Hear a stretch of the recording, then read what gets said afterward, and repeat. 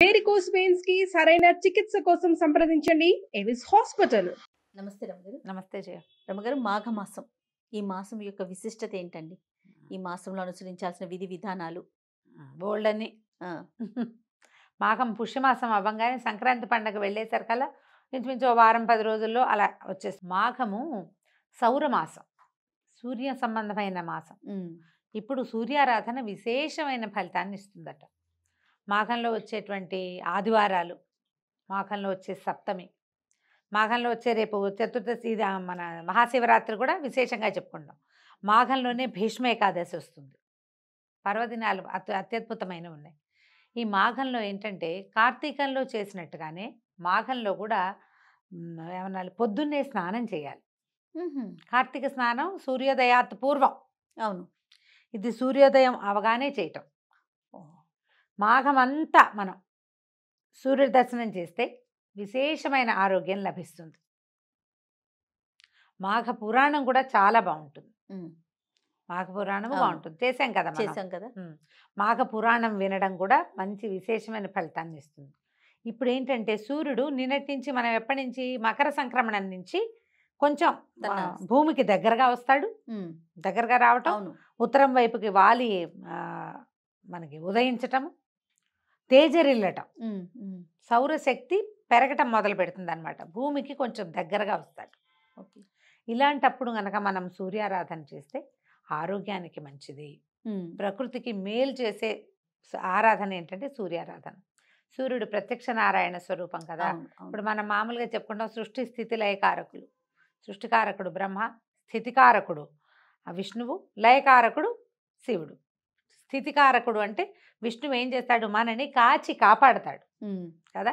ఆ కాచి కాపాడే దాంట్లో మనకి ఆహారాన్ని ఇవ్వడము, ఆరోగ్యాన్ని ఇవ్వటం అనేది ఒక ప్రత్యేకమైన సెషన్ కదా, ఒక ప్రోగ్రామ్. అవును. ఆ ప్రోగ్రాంకి అధిపతి సూర్యుడు. సూర్యుడి వల్లే మనకి పంటలు పండుతాయి, సూర్యరశ్మి వల్లే ఆరోగ్యం, సూర్యుడి వల్లే మన రోజు, మన దినం గడుస్తుంది కదా. ఏ దినం, అనుదినము మనకి సూర్యుడు కనపడాల్సింది. అవును. ఏ రోజున సూర్యుడు లేడో ఆ రోజున చీకటిగా ఉంటుంది జీవితం. సూర్యుడు లేకపోతే పచ్చదనం లేదు, అవును. పచ్చదనం లేకపోతే పంట లేదు, పంట లేకపోతే తిండి లేదు, తిండి లేకపోతే మనిషి లేడు. ఇంకా సైకిల్ కదా ఇదంతా. అవును, అవును. సో ఇప్పుడు వచ్చేటువంటి సూర్యుడిని ఆరాధించడం చాలా విశేషమైంది. మాఘంలో ప్రత్యేకంగా మామూలుగా మనకు ఆదివారాలు, సప్తమి తిథులు సూర్యుడికి సంబంధించినవి. రవివారం అంటాం ఆదివారం అవును. కదా, సండే. ఉమ్, సండే కాబట్టి ఈ ఆదివారం నాడు, మామూలు ఆదివారాలు ఎట్లా చేసుకుంటాం మనం, మామూలు అది మన ఆట విడుపుగా ఉంటుంది. మాఘాదివారాలు పర్వదినాలు.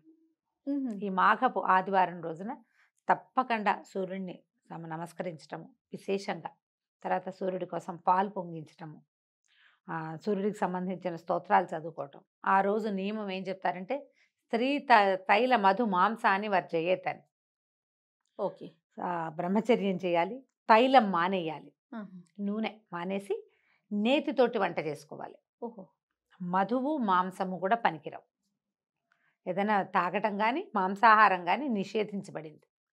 సంవత్సరం అంతా మీరు నిషేధంలో ఉన్నా లేకపోయినా కనీసం ఈ మాఘమాసంలో ఉన్న 4 ఆదివారాలని క్యాలెండర్లో టిక్ చేసుకుని ఆ 4 days అయినా మానేయచ్చు. ఉమ్, అంటే మానేయండి అంటే ఎలా ఉంటుంది, ఆజ్ఞగా ఉంటుంది. ఆజ్ఞ కాదు, మానేయాల్సిందే అని చెప్పట్లేదు. మానేస్తే మంచి మీకు మంచిది. ఇప్పుడు ఇవన్నీ కూడా అంతే కదా. దేశానికి మన కూడా ప్రయోజనం ఏమి లేదు దీంతో. ఎవరికి వారికే కదా. మన ఆ, సొంతానికి మనకి కదా. నువ్వు ఎవరైనా ఒకళ్ళు మానేస్తే వాళ్ళకి ఆరోగ్యం, ఇంట్లో ఒకళ్ళు మానేస్తే మిగిలిన వాళ్ళకి ఆరోగ్యం రాదు కదా. అవును. ఎవరు తింటే వాళ్ళ కడుపు నిండుతుంది, ఎవరు దండం పెట్టుకుంటే వాళ్ళకి ఫలితం ఉంటుంది. ఖచ్చితంగా. అలాగే ఎవరు మానేస్తే వాళ్ళకి రావాల్సిన ఫలితం వస్తుంది. ఖచ్చితంగా ఈ 4 ఆదివారాలని మనం విశేషంగా చేసుకోవచ్చు. దీంతో మనకి రథసప్తం ఒకటి వస్తుంది. అవును. ఈ నెలలో మనకి ఇంకో ప్రత్యేకమైన తిథి ఏంటంటే శ్రీ పంచమి, వసంత పంచమి అని చెప్తాం కదా. మాఘంలో వచ్చేటువంటి 5వ రోజు ఈ పంచమి నాడే సరస్వతీదేవి జన్మదినం అని చెప్తారు. ఉహుం, ఈ రోజున మనం సరస్వతి పూజ చేసుకుంటాం. మామూలుగా మనం మూలా నక్షత్రం చేస్తాం ఎప్పుడు, దసరాల్లో. దసరాల్లో మూలా నక్షత్రం అమ్మవారి యొక్క జన్మతిథి. మూల ఆవిడ పుట్టింది జన్మ నక్షత్రమే మూలా నక్షత్రము. తర్వాత ఏమో ఈ మన అమ్మవారు నీల సరస్వతి స్వరూపం తీసుకుని మహిషాసురమర్దినిగా అవతరించడానికి ముందున్న స్వరూపాల్లో మూలా నక్షత్రం రోజునే ఆవిడ నీల సరస్వతి రూపం మహాసరస్వతి స్వరూపాన్ని తీసుకుంది కాబట్టి ఆ రోజున మనం అప్పుడు పూజ చేసుకుంటాం. ఈ ప్రత్యేకంగా సరస్వతికి పూజ చేసేది ఈ శ్రీ పంచమి నాడు. సరస్వతి శుద్ధ జ్ఞాన స్వరూపం. సరస్వతి ఆరాధన వల్ల జ్ఞానం వస్తుంది. అదేమిటి ఓన్లీ చదివేనా జ్ఞానం అంటే? కాదు కదా, బుద్ధి కదా బుద్ధి. అది అన్ని రకాలుగాను. ఇప్పుడు బియ్యం జరగాలి, అదో జ్ఞానం కదా. అవును. అవి ఎక్కడి నుంచైనా ఏదైనా ఒక ఊరు ప్రయాణం చేయాలంటే దానికి కావాల్సిన వివరాలన్నీ తెలుసుకోవాలి, వివరాలన్నీ గుర్తుపెట్టుకోవాలి. అవన్నీ జ్ఞానానికి సంబంధించిన విషయాలు. అవును. ఓ ఊరు, ఓ ప్రాంతము, ఓ విషయము, జనరల్ నాలెడ్జ్ అంటాం కదా దాన్ని మనం. ఈ నాలెడ్జ్ జ్ఞాన సంబంధమైన వ్యవహారం. అది ఆ జ్ఞాన సంబంధమైన విషయాలని సరస్వతి దేవితోటి రిలేట్ అయి ఉంటాయి. ఈ శ్రీ పంచమి రోజున ఎవరైతే శ్రద్ధగా సరస్వతిని ఉపాసిస్తారో వాళ్ళకి జ్ఞాన సముపార్జనకు అవకాశం లభిస్తుంది. అందుకని విద్యాభ్యాసాలు అవి చేసేటప్పుడు ఈ మన పిల్లలకి అక్షరాభ్యాసం చేయించాలంటే మూలా నక్షత్రం నాడు కుదిరితే కుదిరింది, లేకపోతే ప్రధానంగా ఈ సరస్వతి పూజ రోజున శ్రీ పంచమి నాడు చేయిస్తాం. అవును. ప్రఖ్యాతమైన సరస్వతి ఆలయాలు మనకి చాలా ఉన్నాయి. మాఘంలో కిటకిటలాడుతూ ఉంటాయి అవి. అమ్మవారు ఈరోజు జన్మించింది అని చెప్తారు శ్రీ పంచమి నాడు. సో ఆమె జన్మతిథి కాబట్టి తప్పకుండా ఈరోజు పిల్లలతోటి ఏదైనా సరస్వతికి సంబంధించిన ఒక శ్లోకం చెప్పించి ఇంట్లో అవకాశం ఉంటే సరస్వతి దేవి పటం ఒకటి పెట్టుకోవటం. ఒక చిన్న కలశం, మామూలుగా కొబ్బరికాయ చెంబులో నీళ్లు కానీ బియ్యం కానీ పోసి కొబ్బరికాయని పెట్టుకుంటాం కదా. అవును. సరస్వతి దేవిని అందులో ఆవాహన చేసి షోడశోపచారాలు చేసి పూజ చేసుకోవచ్చు. అంత పెద్ద పూజ నా వల్ల కాదండి, మా ఇంట్లో అలవాటు లేదంటే సరస్వతి దేవి పటం ఒకటి ఉంచుకోండి ఇంట్లో, పిల్లలతో దండం పెట్టించండి, మీరు దండం పెట్టుకోండి. మనకు కూడా జ్ఞానం ఉండాలి. జ్ఞానానికి సంబంధించిందే జ్ఞాపక శక్తి కూడా. రేపొద్దున పెద్ద అయ్యాక మనకి ఏ డిమెన్షియావో అల్జైమర్సో రాకుండా ఉండాలంటే ఏదైనా మనకి జ్ఞాన సంబంధమైన దేవత పూజ చేసుకుంటే కదా. ఆమె గురించిన శ్లోకాలు, స్తోత్రాలు, సరస్వతి స్తవము బోళ్ళని దొరుకుతాయి. మామూలుగా మనం చెప్పించుకునే సరస్వతి నమస్తుభ్యం ఎలాగూ ఉంది. ఏదైనా ఒకటి చక్కగా చదువుకుని అమ్మవారికి ఒక దండం పెట్టుకోవటం, శ్రీకారాలు పుస్తకాల్లో శ్రీకారం రాసుకోవటం, ఆ రోజు ఖచ్చితంగా పిల్లల్ని కాసేపు చదివించటం, తప్పకుండా ఏదైనా దేవాలయానికి తీసుకెళ్ళటం. సరస్వతి ఆలయానికి వెళ్ళగలిగితే జనం అంతా అక్కడికే చేరుతారు. మనం ఇంట్లోనే ఓం ఓం అని పూజ చేసుకున్నా సరిపోతుంది. ఈ మాఘంలో చేసేటువంటి ఈ ప్రత్యేక సరస్వతి పూజ కూడా మనకి విశేషమైన ఫలితాన్ని ఇస్తుంది. ట్రై చేసి చూడటమే. ఇప్పుడు ఒక పూజ చేస్తాం, పూజ చేయగానే సడన్గా ఎక్కడి నుంచి పుస్తకం రాలిపడి మన నెత్తిలోకి ఎక్కిపోదు. అవును, నిదానంగా కదా, నిదానంగా వెళ్తుంది.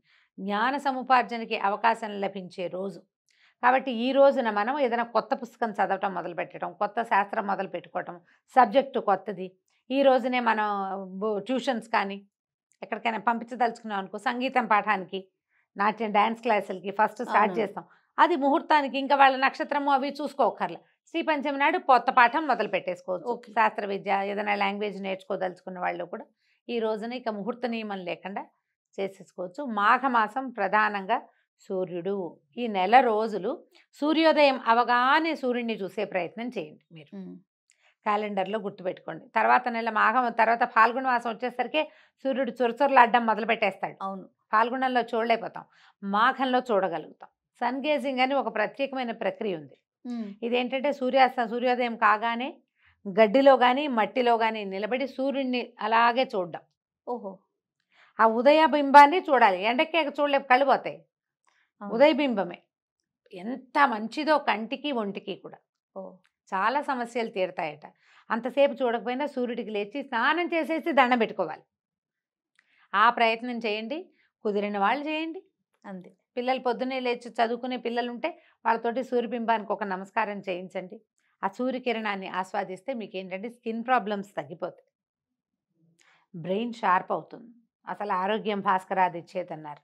ఒకవేళ మీరు స్నానం చేసేసి తయారుగా ఉంటే చక్కగా సూర్యబింబానికి ఎదురుకుండా నిలబడి ఆదిత్య హృదయం చదువుకోండి. దానివల్ల కూడా ఎంతో మంచి ఫలితం లభిస్తుంది. తప్పకుండా ఇన్ని ఫలితాలు ఇచ్చే మాఘమాసాన్ని ఆరోగ్యాన్ని ఇచ్చే మాసంగా ఎవరి కావాల్సిన పద్ధతిలో వాళ్ళు మార్చుకుంటే మంచిది. తప్పకుండా. నమస్తే. నమస్తే.